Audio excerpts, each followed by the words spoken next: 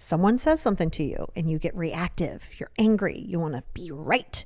You want to have the last say. Someone cuts you off. You get angry. You honk the horn. You overreact. Well, that's the difference between reaction versus responding. Reaction is going to keep you into a very, very toxic place versus responding and knowing when to not respond at all. And that's what we're going to talk about today. Check it out.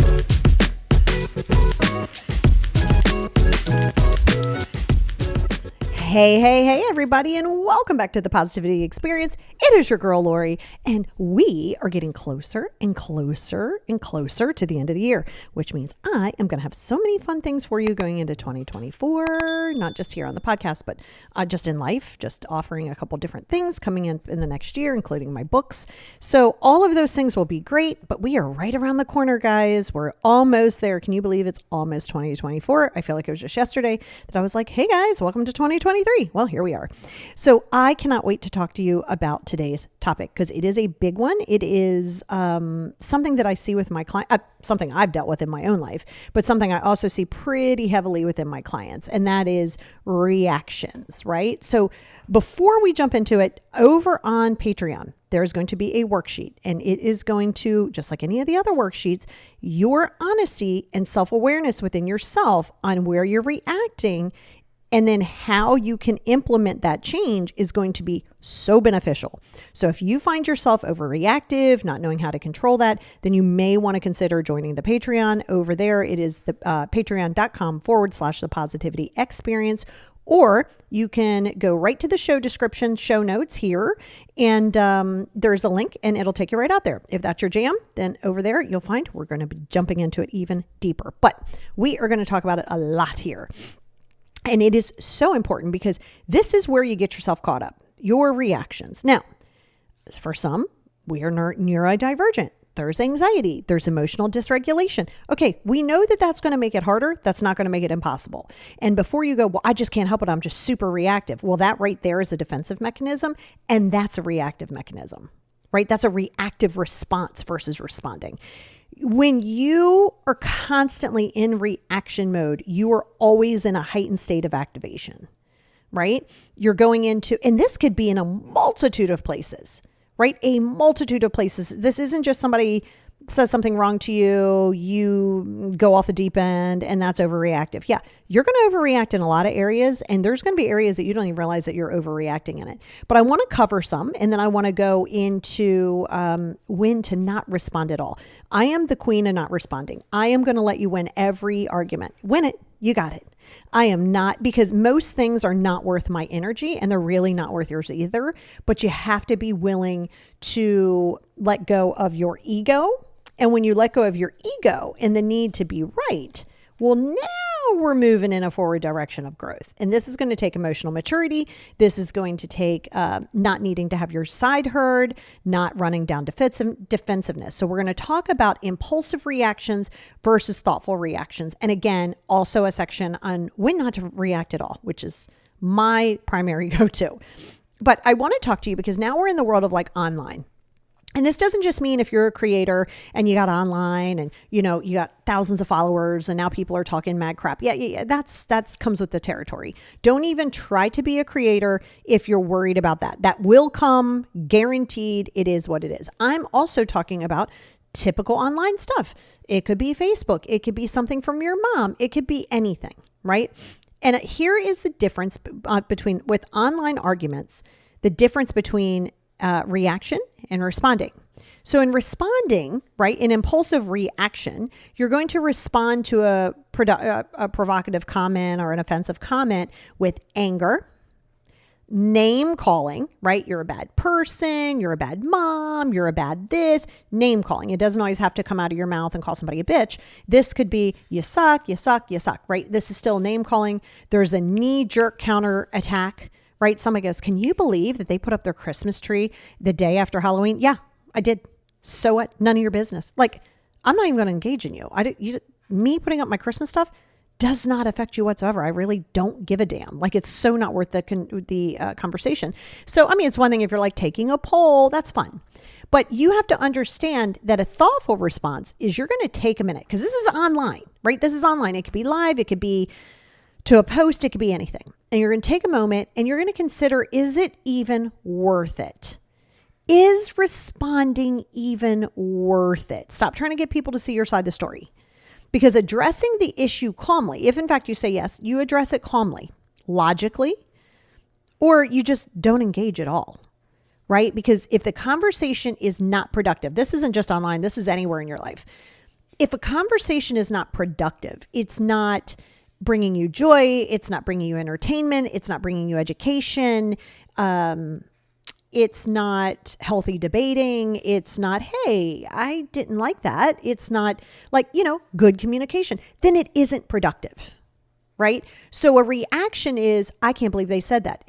Another thing that you may see a lot of, I certainly do, is you'll see this mostly on Facebook actually, so I don't really see it as much, but the passive aggressiveness, right? There's a level of passive aggression that comes with, those sort of, I can't believe that people would do this to their kids and blah, blah, blah, blah, but they're not really saying any names. They're kind of like passively aggressively addressing someone or something, but listen, that's so not worth engaging. Just, that you don't even have to unfriend them. You can go right to that post and you can hit the little buttons or little dots and it says, uninterested in this post. Oh, it's magic. Like you really don't have to engage. So that's the difference in online. Now, workplace. Oh my God, there's a ton of workplace criticism.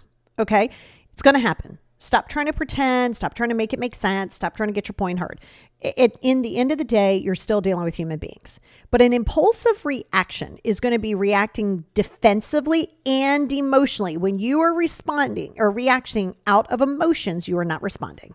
So if you are going to react defensively and emotionally when receiving critical feedback from a supervisor or a colleague or, anything like that, if you become argumentative or if you become dismissive, right? Like if you say, I'm driving not driving. Why did I say driving? Like if you say, it's blue. I don't know, it's blue. And the other person, or let's say they say it's blue and you think, that's not really blue. That's like teal. And you go, no, it's teal.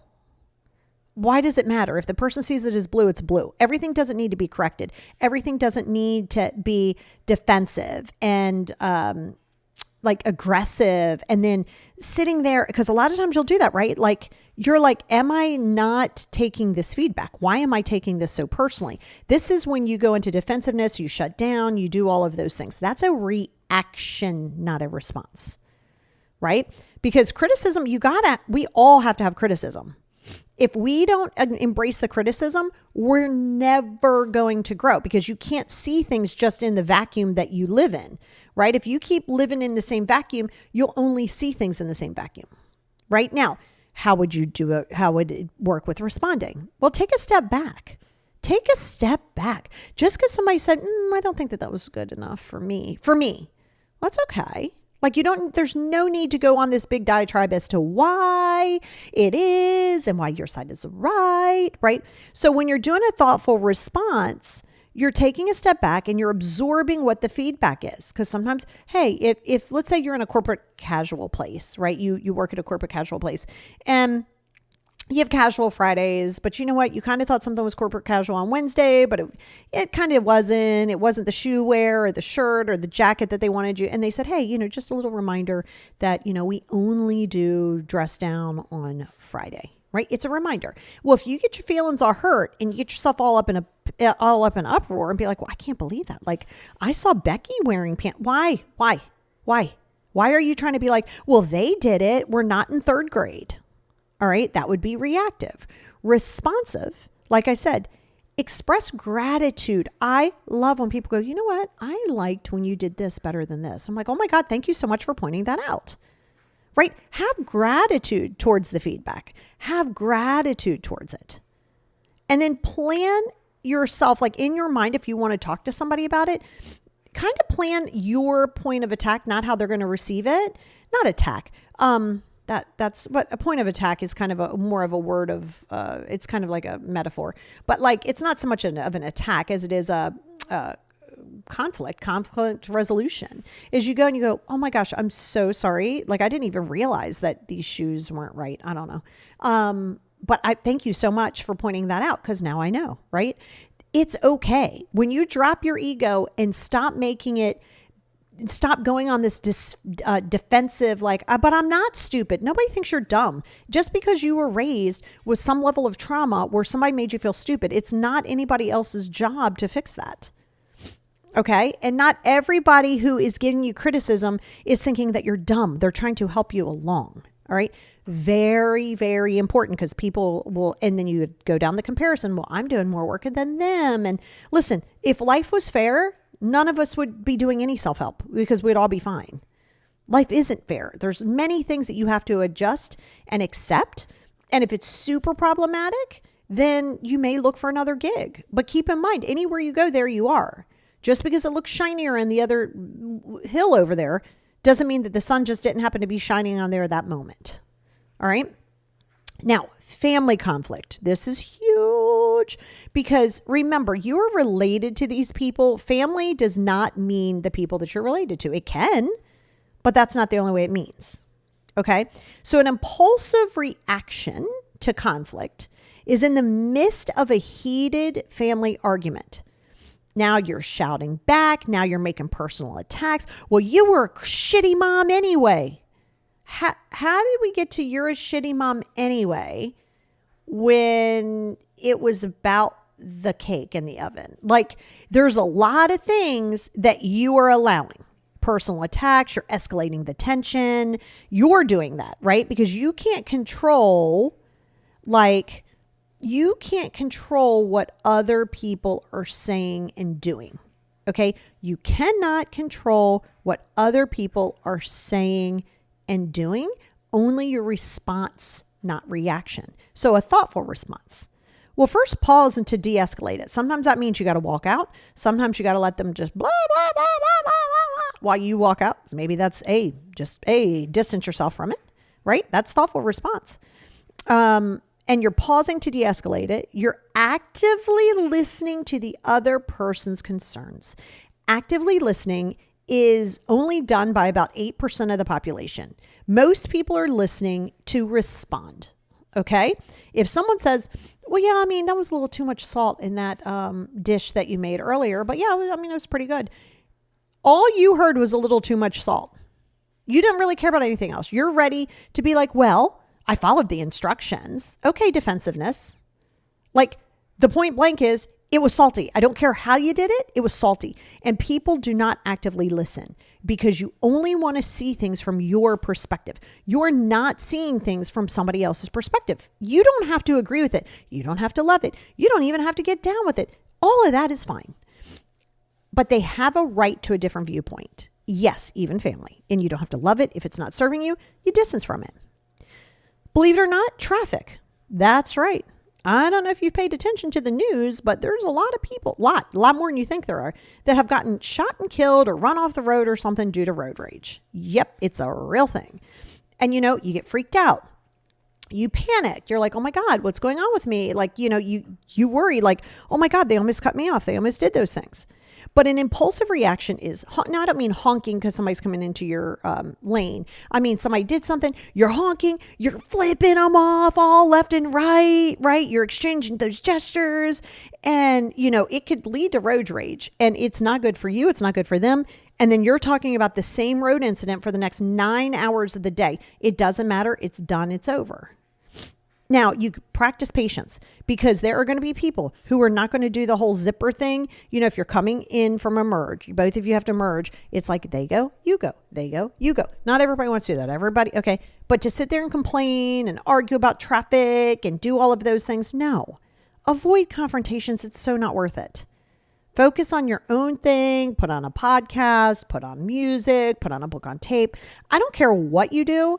But everything does not require, you can say, oh, well, that was stupid. And then just keep it moving. Like you don't need to make it a whole thing, right? Because I'm telling you, we live in an age, even back then, but back in the day, people would just beat you up. and it was fine. I mean, it really was. A lot of times people would beat you up, like friends or whatever, beat you up. And then later on you're drinking at a party the next night. Like, it's fine. No, it's a little different now. Now there's people who will just kill you over cutting them off. So no need to confront it. You can't do anything about it. It is what it is. Now, negative feedback from a friend. That's right. You can have negative feedback from a friend.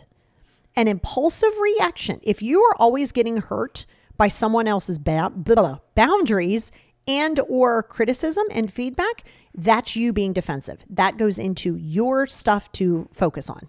You're allowed to be hurt. You're allowed to do all of that. But the reality is if somebody gives you some negative feedback and you get defensive or hurt when a friend offers any kind of constructive criticism or, says, hey, this is how I feel. Like, I feel that when you said blank, that it was kind of a personal attack. Well, you might be like, oh my God, that's not how I meant it at all.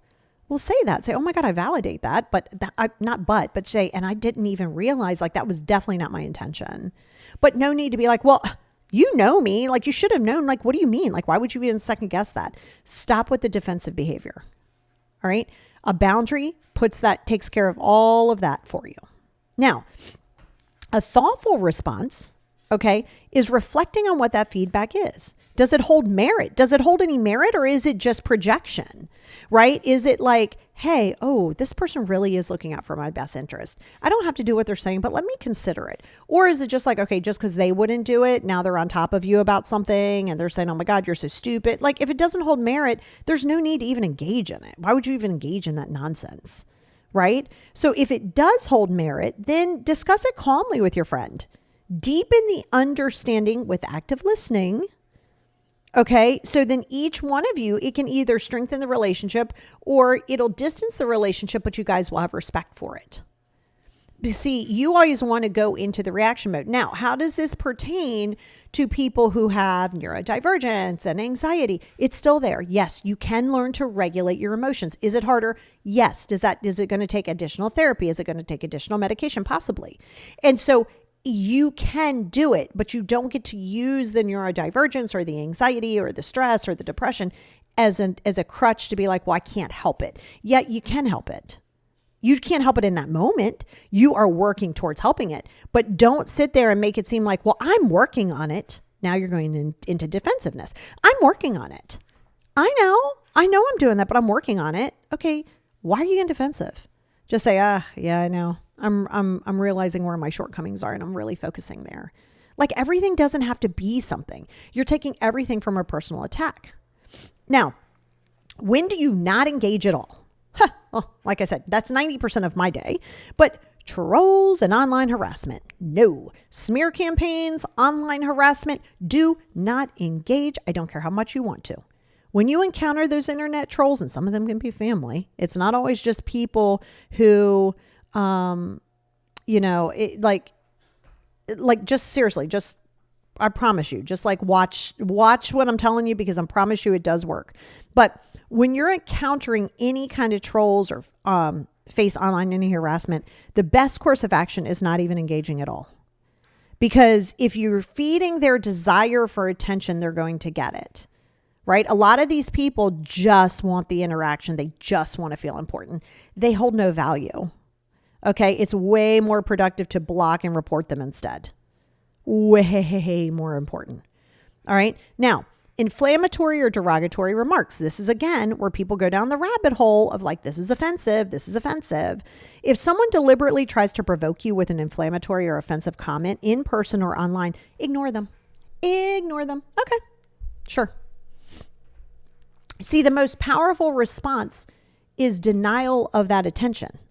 Right? When you are denying that attention from them, they don't like it. There's nowhere that they can really go. There's nowhere that they can go. And what you have to remember is, if they need to feel like they won the day, let them. That's right. They didn't respond. They know they're guilty. Okay, cool. I'm guilty. So what? Your ego wants to win. Put your ego in the corner. Put baby in the corner. All right. We're unproductive. Oh, the next one is unproductive gossiping and rumoring. Do not engage in that.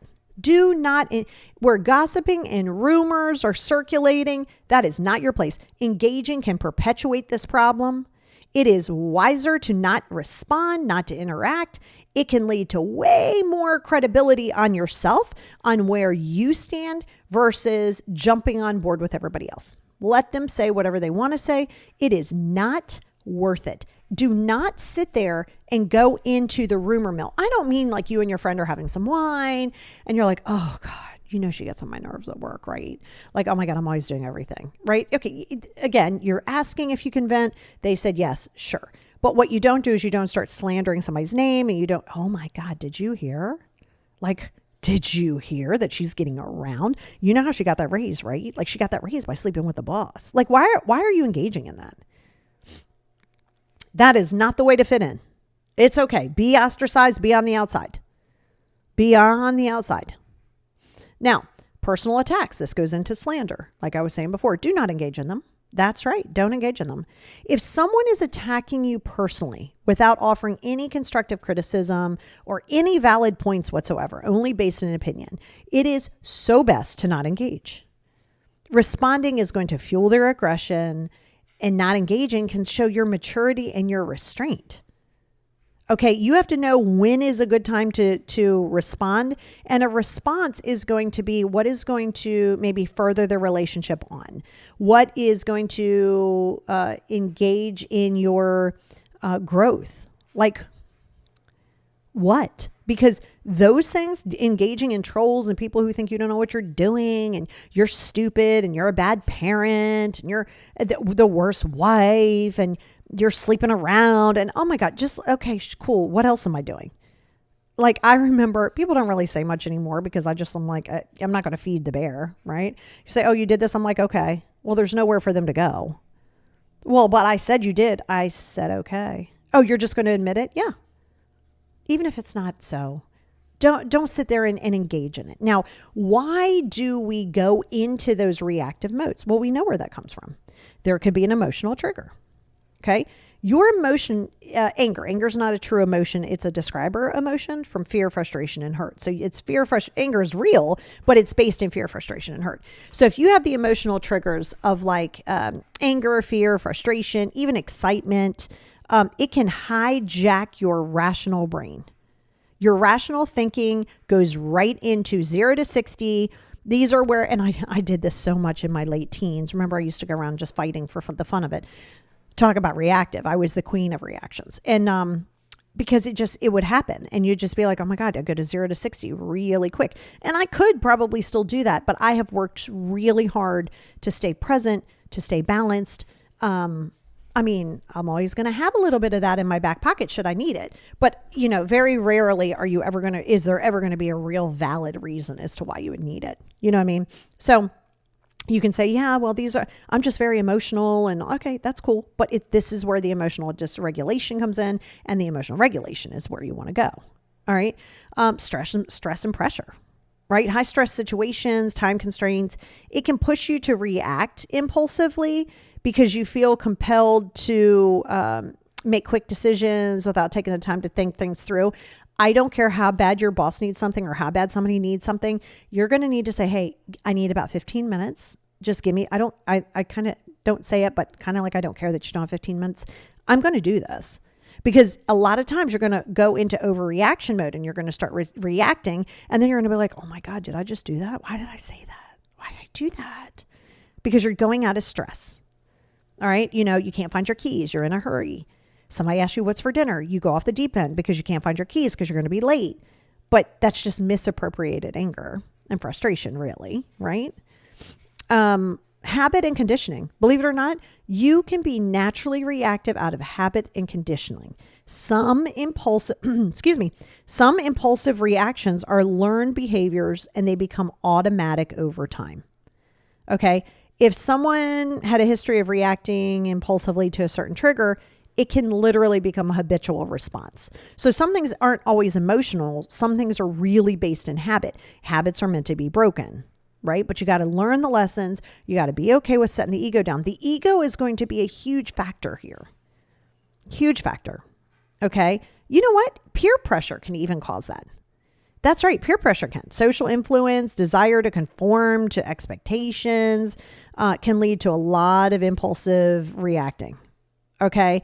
Like, like here you are, you're new at this job, you're like, oh my God, am I going to have any friends? What's going on over here?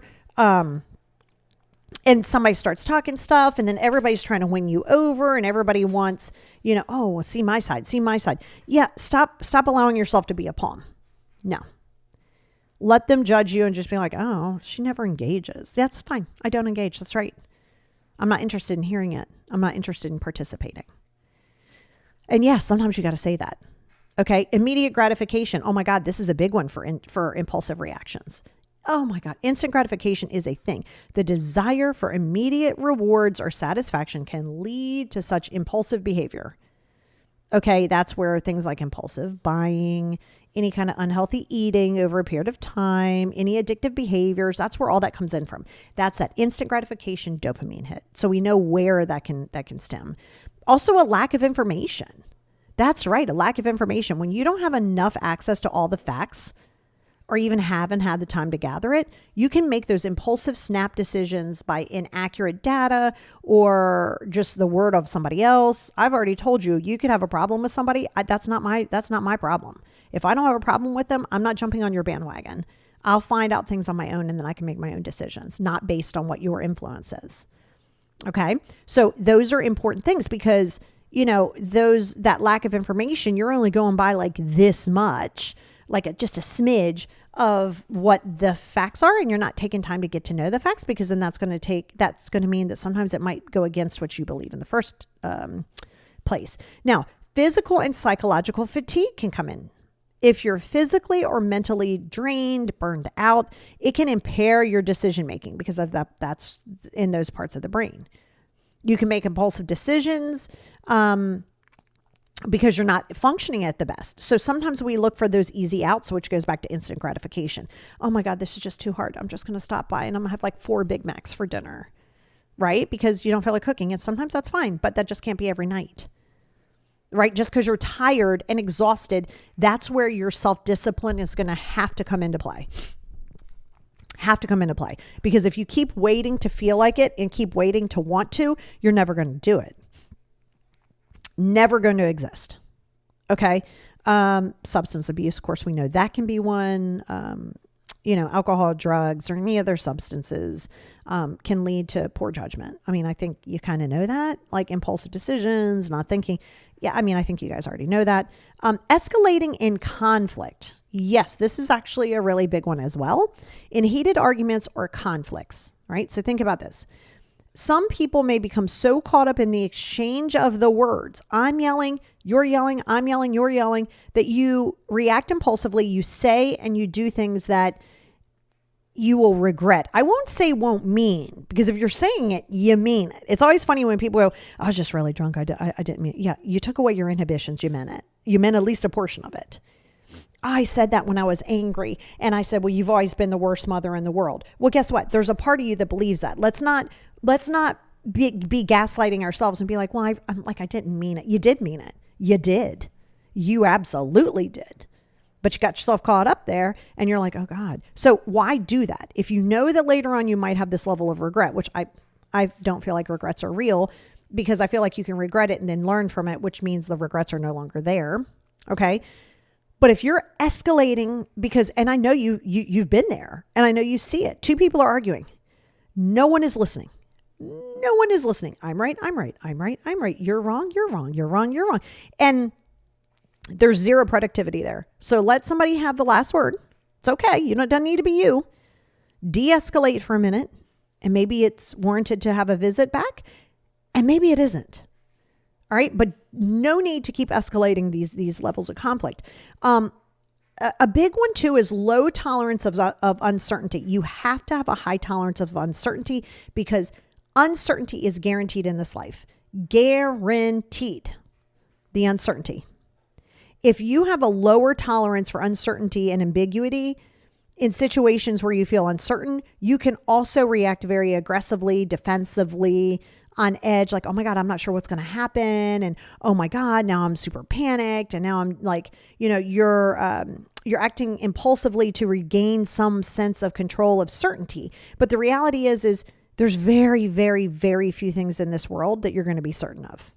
Very, very few things. Now, personality traits do come into play here, right? Impulsivity and sensation seeking can make individuals a lot more prone to impulsive reactions in various situations. So if you have BPD, you have a heightened sense of anxiety, sometimes depression, sometimes mania. Yes, it can make it a lot harder because of mood disorders, chemical imbalances, other things.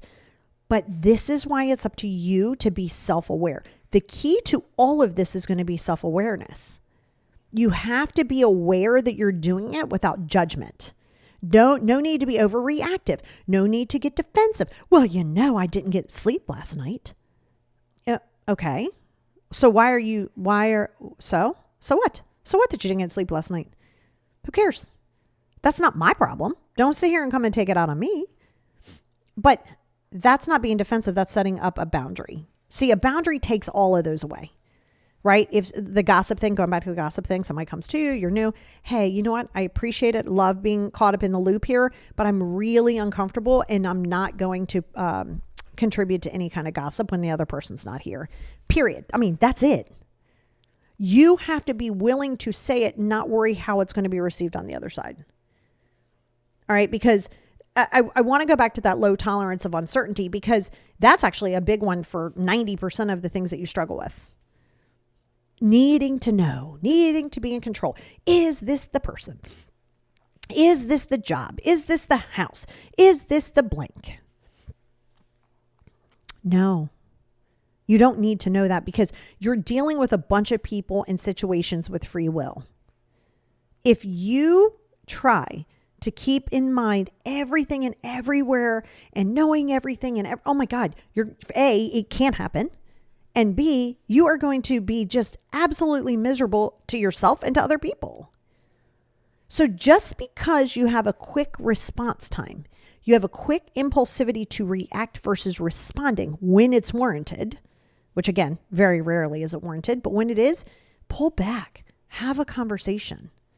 I've literally had people go, how do you not unravel when somebody's coming at you sideways? Because it's not my stuff. I don't care what they're saying. I'm comfortable with myself. When you're not comfortable with yourself, when you don't understand yourself, you will never understand other people.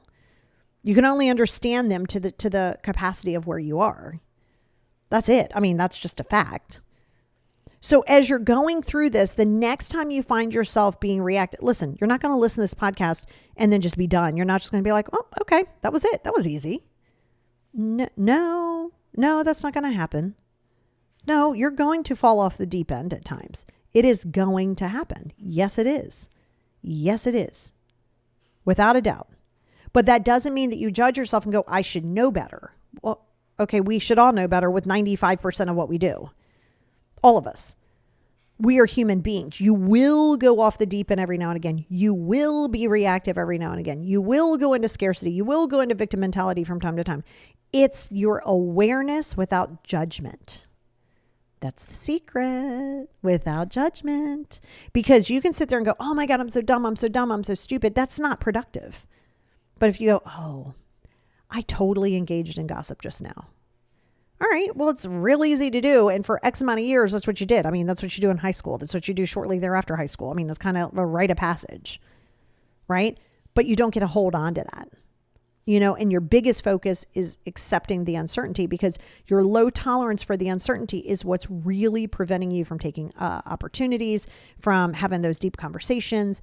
Because remember, and I did a podcast about this earlier this year, be okay with voicing your needs and concerns, opinions, feelings, whatever you want to call them, and be okay with somebody acknowledging them, but not changing for you. Because then you're going to react thinking that your expectations weren't met. But that is the difference between reactions and responding. And we're going to continue that over on Patreon. We're going to go into it a lot deeper, but I love you guys, and let's work on responding. Check it out.